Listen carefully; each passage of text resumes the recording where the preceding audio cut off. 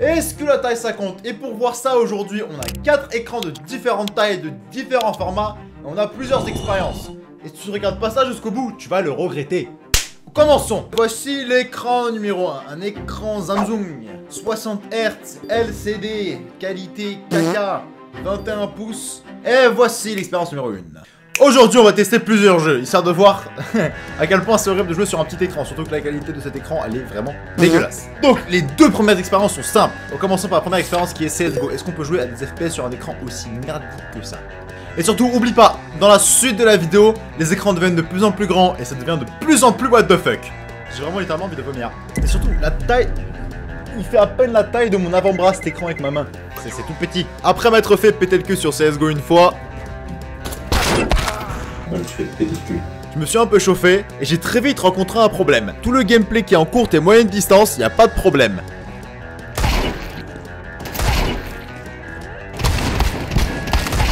Mais la seconde où est-ce que c'était en distance qu'on pouvait voir, je galère un petit peu. En vrai, si j'ai un truc à dire par rapport à CSGO, le bon gros problème, sur un aussi petit écran, tu peux quand même mettre des gros HS. Mais le bon gros problème principal avec un aussi petit écran, c'est que de loin, tu peux vraiment, mais vraiment rien toucher parce que tu vas vraiment galérer parce que tout est en minuscule. Sur CSGO, en vrai, ça passe. Tu peux quand même mettre des gros HS. Maintenant, passons au jeu numéro 2.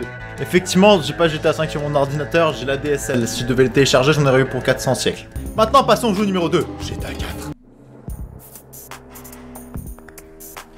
Bah ça le fond d'écran de GTA de base. GTA 4 on va dire que c'est un peu préutilisable. 115 FPS, 70% d'utilisation. Après m'être bien planté parce que je sais pas conduire, bordel. Après avoir triché avec un code de triche et avoir joué pendant 5 minutes, voici ma conclusion. Moi qui ai déjà joué sur des écrans 15 pouces de PC portable, en vrai c'est jouable. Comparé à un écran 15 pouces, un écran 21 pouces, en vrai c'est pas si dérangeant que ça. Et même en vrai de vrai, si la dalle n'est pas si ouf.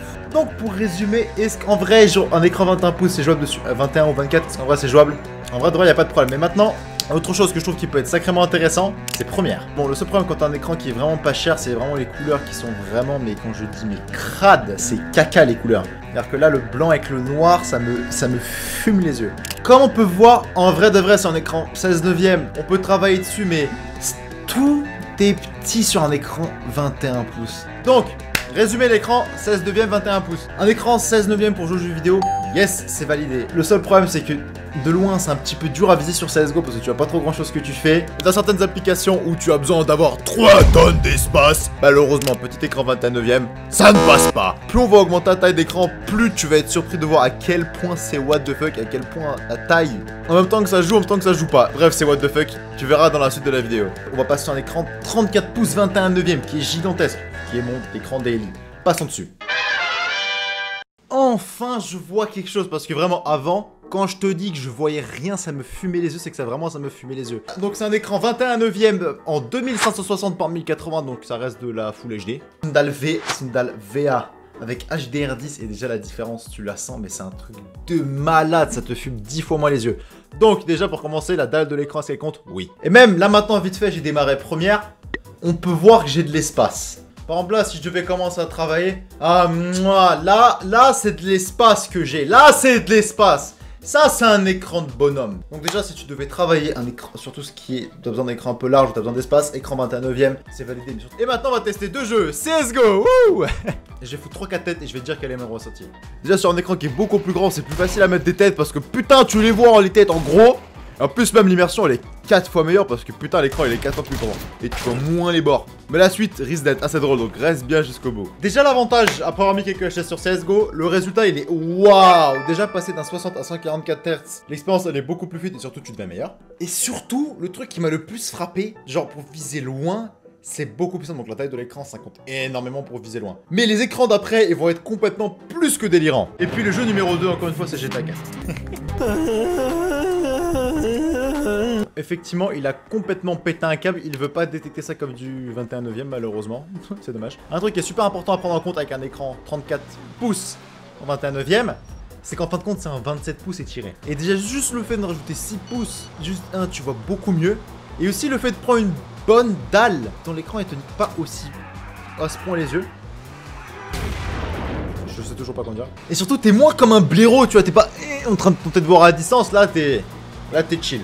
On va commencer par les avantages d'avoir un écran comme ça. T'as une meilleure expérience de jeu, pour le travail, c'est sacrément meilleur. Mais le bon gros problème, c'est que du coup, bon, j'ai une 3070, ça va suivre l'affaire.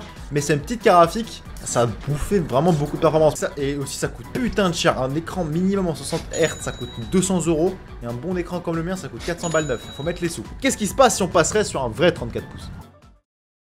C'est vrai que là, du coup, l'écran 34 pouces, alors là, c'est grand, mais je vois vraiment tous les pixels. Après, défense des écrans 34 pouces aussi grands en Full HD, c'est que c'est un écran d'une marque qui s'appelle Flint. Et vraiment, la qualité me donne envie littéralement d'aller de chier sur l'écran. Premier test, première pro. Théoriquement, sur un écran plus grand, je peux mettre les choses en plus petit. Et ça se verra bien. Oh là, wow, dégueulasse ce que je vois actuellement. C'est vraiment dégueulasse. Je sais pas si tu vois, mais je peux littéralement voir chaque pixel de l'écran. Et pour être sincère, le résultat il est vraiment dégueulasse. Toujours pas d'espace, malgré que c'est un écran de 34 pouces, donc le format 16/9 c'est vraiment toujours de la merde. Mais disons que je lance un jeu. Et en vrai c'est plutôt cool, c'est plutôt immersif dans le sens où c'est tellement grand, tu vois tout bien, mais en même temps tu vois tout dégueulasse, genre. Ce sentiment de jouer sur de la merde, tu vois. Tu vois vraiment chaque pixel, j'ai vraiment littéralement de... Mais le truc je pense qui va me faire le plus peur c'est Counter-Strike. Mais l'écran juste après, lui, il va vraiment être délirant. Reste bien jusqu'au bout. Jouer sur un FPS, sur une télévision, c'est injouable. Le temps de réponse de l'écran, c'est n'importe quoi. Littéralement, quand tu bouges la souris, tu vois littéralement que l'écran, il se rafraîchit après. Ensuite, mettre des têtes à distance, c'est tout simplement impossible. Parce que l'écran, il est tellement imprécis. C'est-à-dire qu'à tout moment, t'as l'impression d'être sur la tête. En fait, non, t'es pas sur la tête, t'es à côté de la tête. Bref. C'est dégueulasse! En fait, pour que ce soit quali cet écran, faut vraiment que je sois dans mon lit. C'est pas confortable pour jouer. Oui, si tu joues à League of Legends, ça peut passer, mais à part ça... Et là, maintenant, on va passer sur l'écran le plus délirant qui est possible, imaginable. J'ai jamais entendu personne ou même vu qui que ce soit faire ça sur YouTube. Passons à l'écran 65 pouces. Dieu Jésus, à quel point c'est qualitatif. Ultra HD, 60 Hz. Par contre, mon setup, quand je vous dis qu'il est dégueulasse, c'est qu'il est vraiment dégueulasse. Les pixels, tu les vois pas, même quand j'étais à ça de l'écran, j'étais littéralement abasourdi. Oh, la taille d'écran que t'as. Mais je pense, si je serais plus proche, ce serait mieux, mais là, je suis littéralement allongé. Putain, mais en fait, c'est comme ça que je montais. Et mes vidéos, en fait, je suis littéralement allongé, j'ai le meilleur setup du monde. Mais en tout cas, pour monter, il n'y a strictement aucun problème. Par contre, je pense, si je serais vraiment devant un siège, ce serait littéralement, mais génial pour monter, par contre. C'est un tout petit... Le rythme, l'outil benchmark, il est petit comme ça. Ah, là, mon GPU, il est un petit peu plus utilisé. Ah, j'arrive quand même à le tourner à 200 FPS. Après, c'est GTA 4, j'ai envie de dire. Par contre, les temps de réponse, ils sont quand même sacrément mieux que sur l'autre écran. Après avoir joué 3-4 secondes, un inconnu est arrivé.